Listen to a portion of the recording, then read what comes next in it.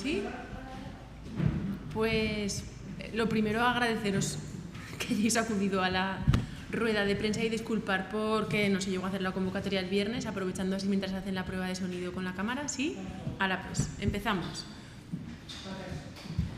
Buenos días. Hemos convocado esta rueda de prensa para informaros acerca de la actualización del mapa estratégico del ruido de la ciudad, referido exclusivamente a los viales urbanos y, por tanto, al ruido que el tráfico genera hoy en la ciudad de Zaragoza.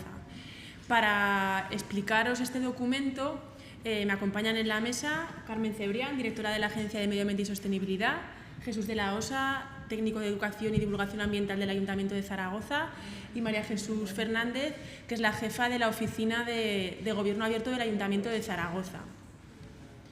Sabéis que el ruido es uno de los principales problemas de salud pública que tenemos hoy en las ciudades y que además la principal fuente de ruido en las ciudades precisamente es el tráfico rodado. Por ello, para dar un poco más de información acerca de esta cuestión, va a comenzar Jesús de la Osa, que además es experto en temas que tienen que ver con salud ambiental, dándonos datos concretos acerca de las repercusiones y en concreto del tráfico, las repercusiones que tiene el ruido sobre la salud pública. Buenos días, muchas gracias. Seré breve porque los datos que hay sobre impacto del ruido de tráfico en la salud no son datos de la ciudad de Zaragoza. Hay muy pocas ciudades de España que los tengan y que se puedan calcular. Son fundamentalmente de Madrid, pero son aplicables. Entonces, sabemos que el ruido de tráfico impacta de varias maneras. Uno, genera molestia, y la molestia es el efecto principal del ruido, de tal manera que esta molestia puede causar estrés, etcétera, etcétera. Sabemos que provoca pérdida de sueño y de calidad de sueño. Esto es muy importante. El ruido destruye la fina capa, la fina estructura de cómo dormimos, no solo nos despierta, pero también sabemos otras cosas. El ruido de tráfico aumenta los ingresos hospitalarios, aumenta las llamadas a los servicios de emergencia, incrementa la mortalidad y la enfermedad por causas cardíacas, esto ya nos empieza a sorprender, por causas respiratorias. También influye en lo que se llaman las variables adversas al nacimiento, que son 3, que es la prematuridad, incremento de nacimientos prematuros, el bajo peso al nacer y también la mortalidad infantil. Y por último, hay algunos estudios que están asociando exposición a ruido de tráfico con el aumento de mortalidad por diabetes y de exacerbación de episodios de la gente que sufre enfermedad de Parkinson y que tiene demencias, aumentan los ingresos hospitalarios. De tal manera que el impacto del ruido del tráfico sobre la salud, al menos las asociaciones que se están estudiando ahora, son muy importantes, son muy sorprendentes, porque además esto no nos lo imaginamos, y es fundamentalmente la razón de todo esto es porque el ruido actúa como un factor de estrés general. Pone en marcha una serie de cascadas fisiológicas en las que se activan todos los mecanismos del estrés, agudos y crónicos, que están en la base de todas estas cosas que os hemos citado. Por ello, por todas estas razones, es fundamental que las ciudades nos comprometamos a reducir el ruido y especialmente el ruido del tráfico.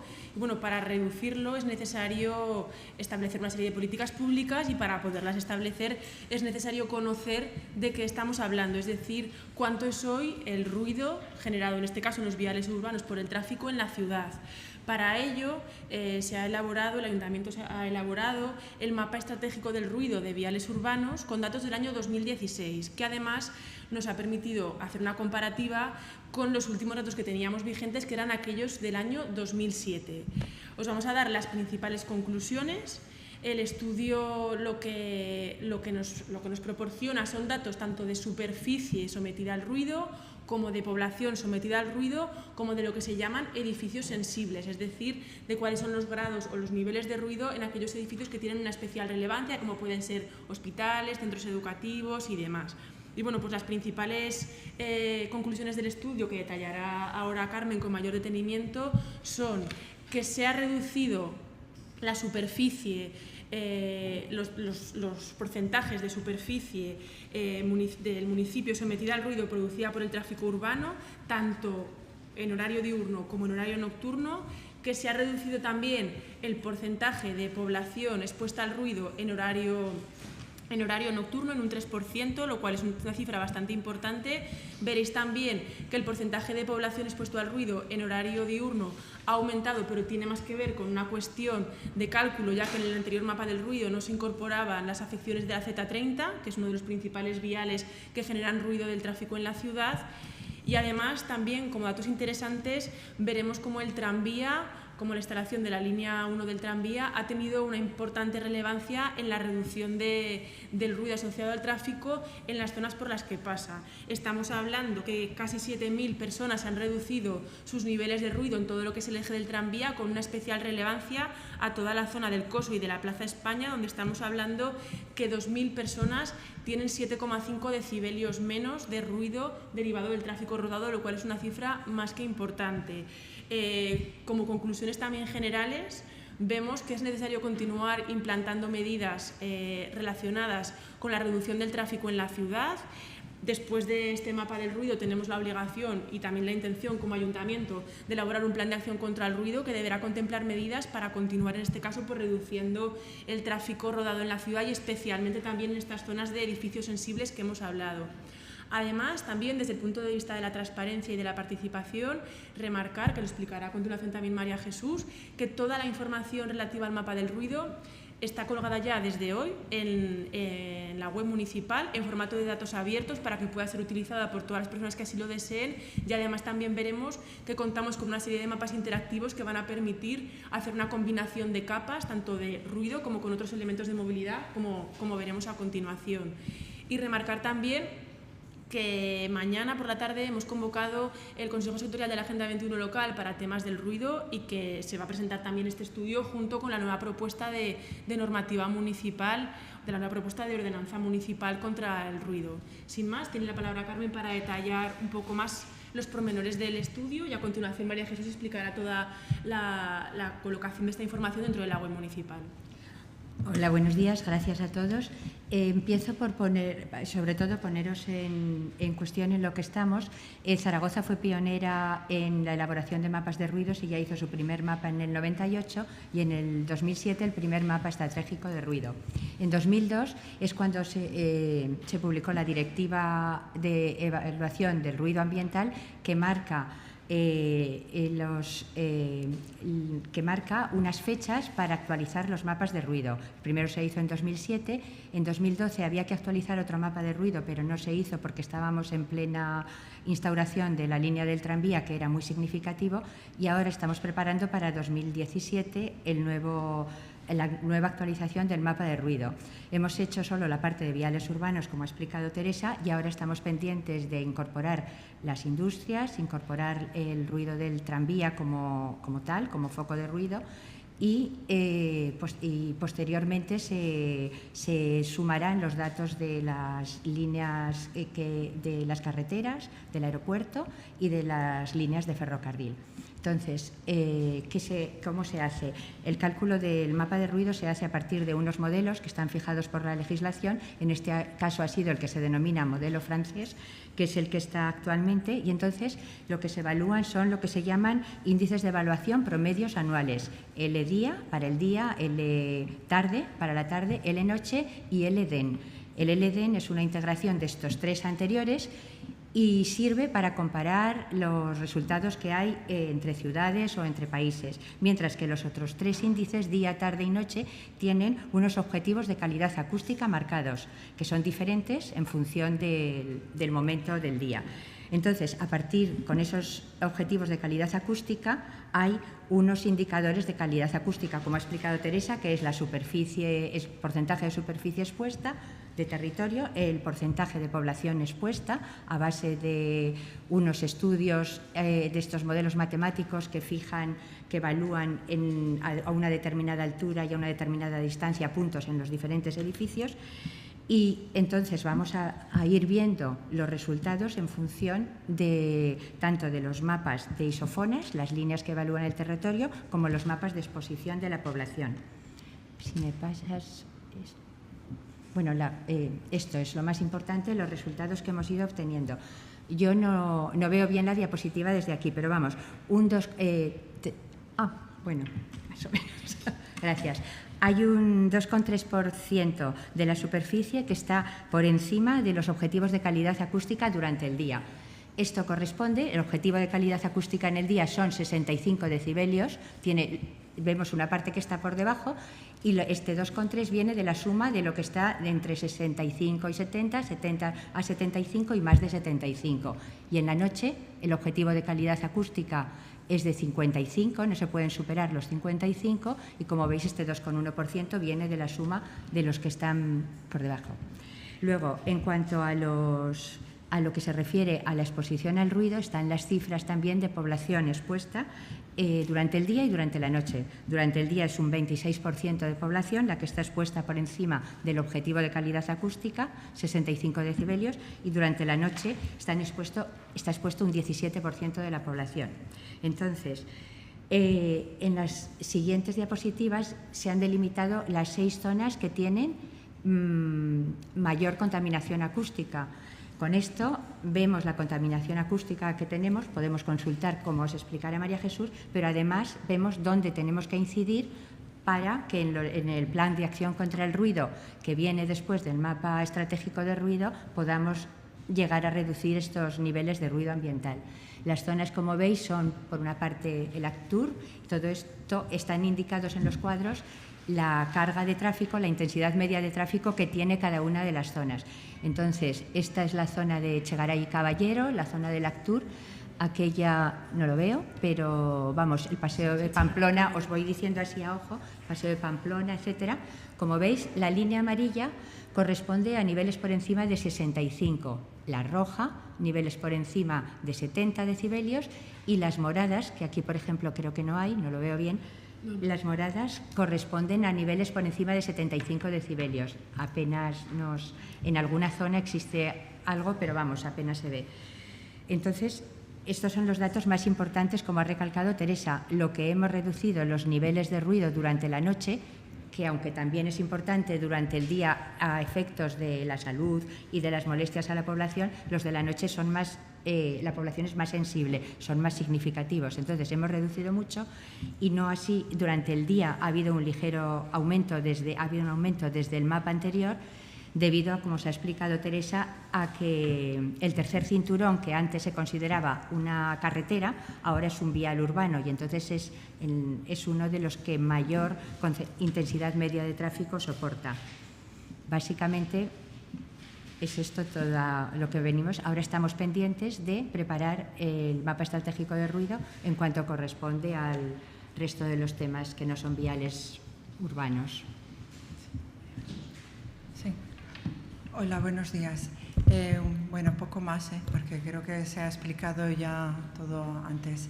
Decir que desde la primera página de la web del Ayuntamiento se puede hacer, he ido haciendo un clic mientras estaba hablando Carmen, y entonces esto ya es la página web donde ya son visibles los mapas del ruido. Destacar que, como siempre, siguiendo la línea de trabajo de la sede electrónica del Ayuntamiento, está integrado en una infraestructura de datos espaciales, que es la de Zaragoza, que se trabaja con la universidad, y con la trayectoria que estamos siempre trabajando con medio ambiente, es una información que se facilita también en formatos abiertos para poderla descargar y jugar con esos datos. También decir que en la línea que estamos trabajando con movilidad, ustedes van a poder interactuar, y como ha comentado la concejala, ustedes van a poder interactuar y elegir, por ejemplo, el mapa del ruido del periodo de la noche, y luego ir eligiendo lo que sería las redes de transporte público o el tema del tráfico, e ir viendo un poco las diferentes capas de información. Desde su sitio no lo están viendo, pero yo ya he interactuado 2 capas de información, que son la de nivel de tráfico y la del ruido.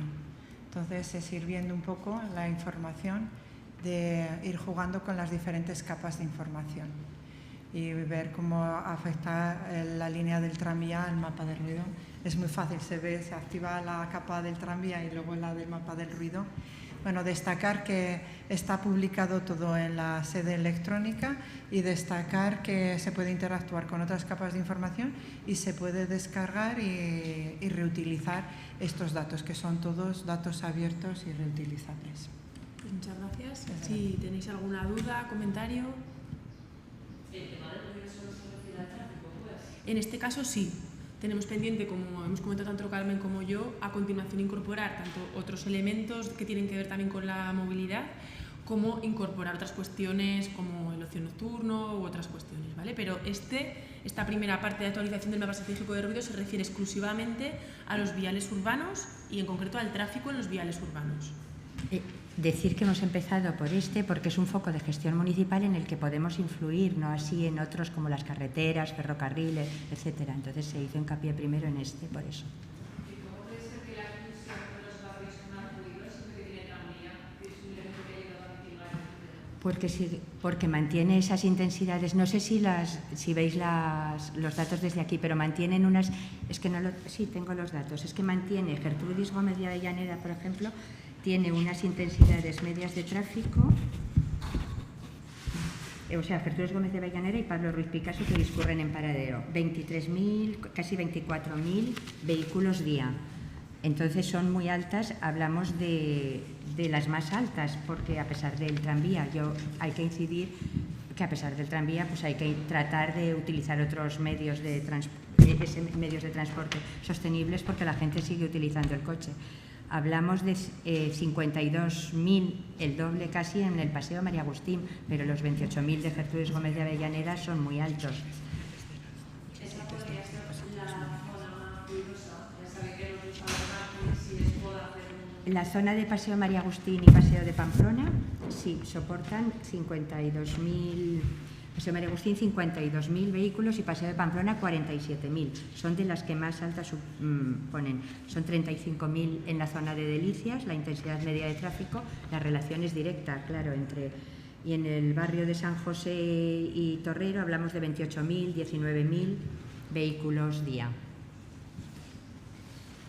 Pero sí, se podría decir que Paseo María Agustín y Paseo Pamplona, un poco en la línea de lo que preguntabas, es una de las vías, las dos vías con mayor nivel de ruido asociado al tráfico. ¿Cómo valoran el ayuntamiento estos datos y qué líneas de trabajo o en qué líneas se va a seguir trabajando? Pues nos marca desde luego el camino a seguir. Digamos que nos está poniendo encima de la mesa otra razón más para continuar con las políticas de promoción de la movilidad sostenible y de cada vez ir sacando más a los coches de las ciudades, ¿no? Digamos que en otras ocasiones hablamos de la contaminación atmosférica, pero hoy estamos hablando del ruido y por todos los motivos que ha explicado Jesús al principio al final las consecuencias que tiene sobre la salud pública, pues es necesario continuar con ese tipo de políticas y pasa por sacar el coche de los centros de las ciudades y pasa también por el continuar con políticas que fomenten la movilidad peatonal, la movilidad ciclista y el transporte público como alternativas al uso del coche en la ciudad. Ahora mismo tenemos por un lado la oportunidad del Plan Estratégico de Acción contra el Ruido, que se elaborará una vez que se termine de confeccionar todo el mapa completo, y por otro lado estamos en plena revisión del Plan de Movilidad Urbana Sostenible, que también se va a producir un cruce de datos entre ambas áreas para poder también incorporar las cuestiones relacionadas con el ruido a todo lo que es la revisión del Plan de Movilidad Urbana Sostenible.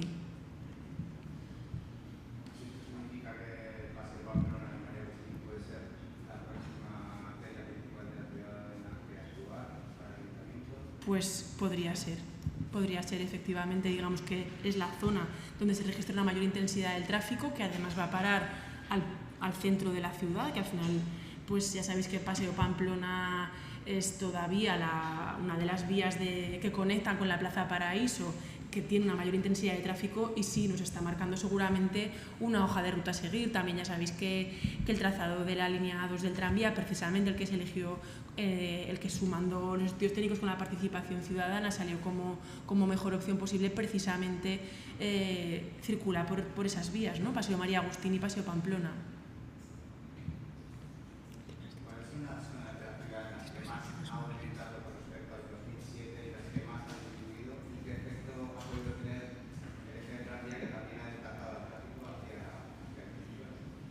ya. Las zonas en las que más ha descendido en general en las zonas por las que pasa el tranvía. Como ha contado Teresa, incluso en la zona del Coso y Plaza España se han llegado a reducir hasta más de 7 decibelios. Y tengo aquí los datos de cuánto y cómo se ha reducido. A ver. En la zona del tranvía son casi 7.000 personas las que se han visto afectadas por una reducción importante. 2.000 personas con más de 7,5 decibelios, pero otras 2.000 con una reducción entre 2,5 y 5. Esta ha sido más acusada en la zona que decimos de Coso y Plaza España, pero en la Gran Vía también se han reducido 3 decibelios. Todo el recorrido del tranvía ha supuesto una reducción importante en cuanto al nivel a la población expuesta. El efecto contrario, ¿dónde ha aumentado más? Pues, hombre, a efectos del mapa de ruido se valora, por ejemplo, la zona de la Romareda, ahora la Z30, sí que le afecta, cuando antes no era un tema que se valorara cuando hablábamos de viales urbanos, por ejemplo.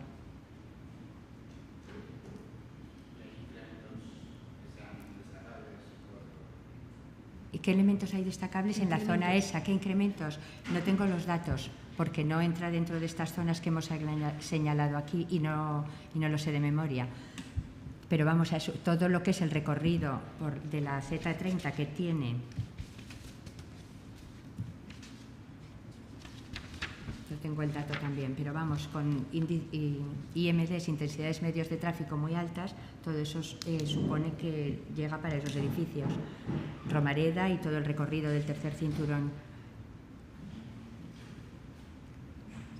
Contando con lo que hemos comentado, que el tercer cinturón, cuando se elaboró el anterior mapa de ruido, no estaba recogido como un vial urbano y por tanto no estaba registrado de esta manera en el mapa del ruido.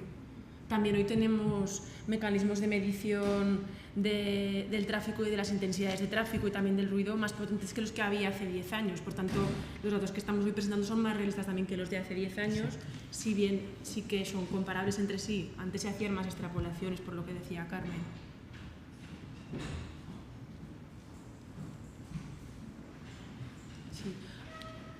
Sí, solo que se me ha olvidado una cosa, decir que toda esta información, como siempre, es accesible desde dispositivos móviles, desde las tablets y ahora ya es jugar e ir viendo los mapas en nuestra ciudad.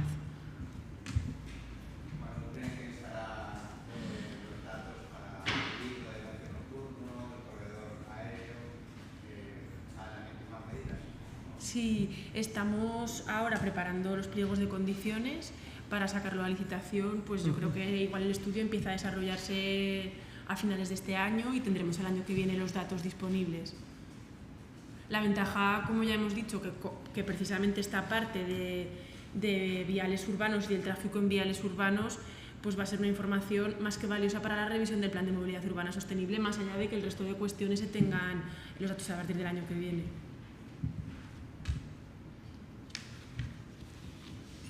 Bueno, pues muchas gracias.